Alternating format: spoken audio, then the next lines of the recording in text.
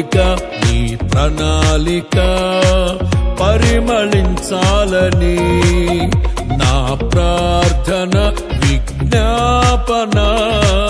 నిత్య మహిమలో నిలవాలని అక్షయుడాని కల్వరి త్యాగం అంకిత భావం కలుగజేసెను ఆశల వాకిలి తెరచినావు అనురాగ వర్షం కురిపిల్చినావు నా హృదయములో ఉప్పొంగెనే కృతజ్ఞతా సంద్రమే నీ సన్నిధిలో స్తుతి